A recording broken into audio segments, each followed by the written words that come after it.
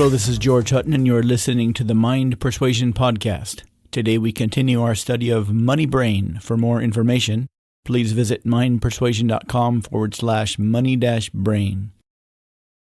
In today's podcast, we'll be talking about trial and feedback, or otherwise known as trial and error. Learning takes time. This may seem contradictory to what you have learned in school. School is a very recent development, and even modern schools had their origins a little differently than they are used now. Before the Industrial Revolution, there wasn't much need for organized education, at least for the unwashed masses. Education for the nobles has been around since the Middle Ages. Since they were rich, they had the time. Everybody else was busy eking out a living.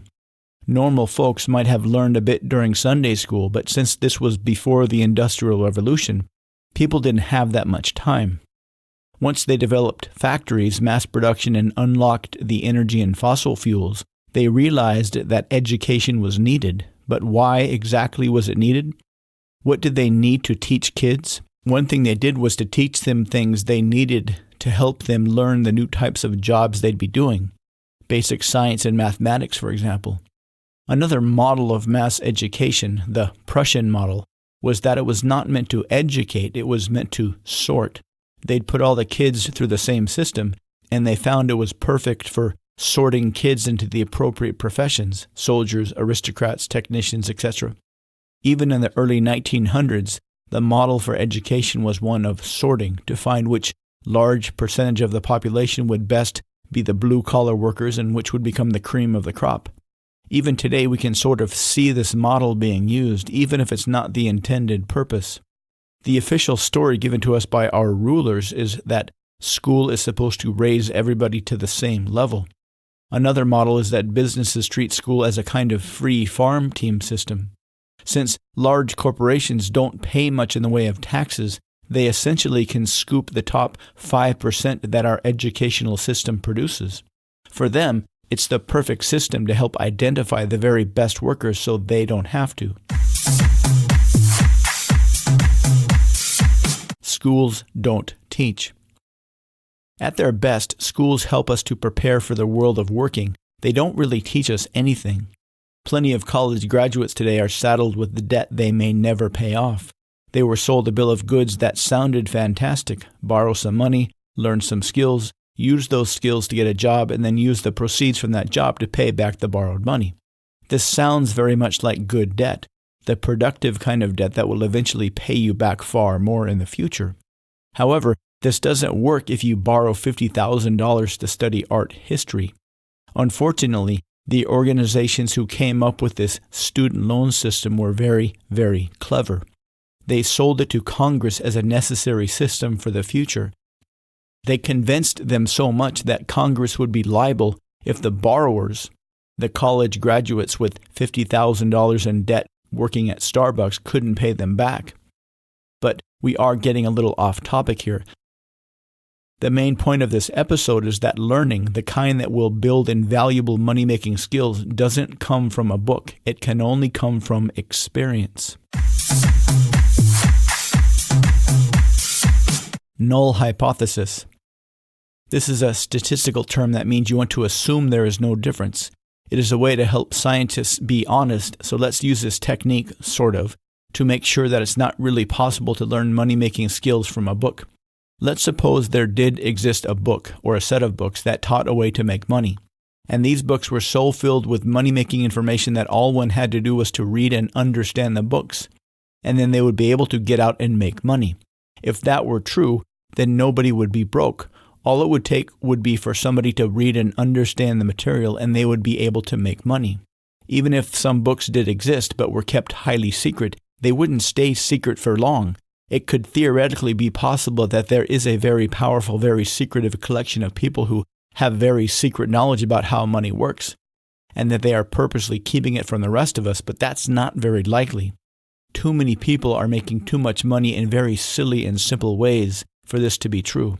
Let's accept the cold, hard truth that learning skills to make money will take time. Complex world means huge range of skills.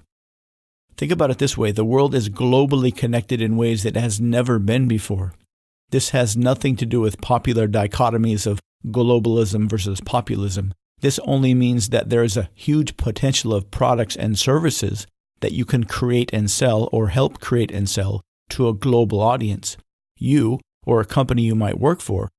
There are untold number of ways to make money today. 500 years ago, not so much. Even 100 years ago, not so much.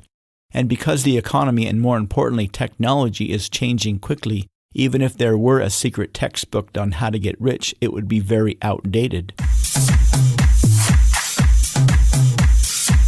Ancient learners.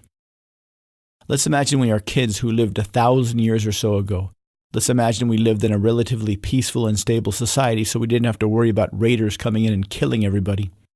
We would have to learn how to earn our keep. This would most likely mean we could have to copy somebody older. This would most likely mean we would have to copy somebody older. Maybe an older sibling, maybe a parent, maybe a neighbor. This expert would show us how to do something and we'd try to copy it. If it were relatively simple, like plowing a field or watering the animals, it would be mundane and simple but necessary work. But if it were something more complicated, like turning trees into usable lumber or turning ore into tools or weapons, then there would be a learning curve. And all learning curves, be they very short or years long, are essentially the same. Trial and error. Keep doing it and slowly keep getting better. Modern learners. Modern learning is essentially the same, but with one major difference.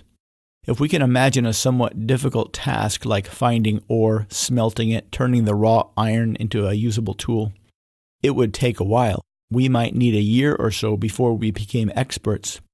But we would have a clear goal of the outcome. Somebody would already exist that could show us how we would be in a year or so once we had learned enough. Today, this end point doesn't exist. This is why learning today seems so much more difficult. It's one thing to have a clear objective, playing a piece on the piano, hitting 60% of your free throws, being able to cook a particularly difficult dish. But when it comes to learning skills to earn you some money, there is no clear outcome, at least not in the way we are accustomed to thinking. On the other hand, there is a very easy to measure yardstick of how much you are improving. Making a cake versus making money. If you are making a cake, a specific and complicated cake, you will know when you are successful. There will be no doubt. You may need to spend a few weekends in the kitchen slowly getting better until you're ready to have your debut cake party. But when you get there, you'll know. What about money? It turns out that in one way, one very important way, you will have a much clearer measure of your money skills. And that is how much money they are getting you. This is the one thing that is not subject to our infinitely capable collection of biases. You will know your money skills are getting better when you are getting money in exchange for them. It won't always be easy. Some of the greatest business stories involve years of struggle before huge bursts of income. Most successful companies spent a few years losing money before they started to make a profit. But since money represents any other physical thing you want, food, house, toys, free time, etc., your brain will give you some very clear signals that you are getting closer to money. But in order for this part of your brain to work, you've got to embrace the natural trial and error or trial and feedback natural learning system that is built into your brain. I'm George Hutton. Thank you for listening to the Mind Persuasion Podcast. For more information, please visit mindpersuasion.com/money-brain. I look forward to speaking with you again soon.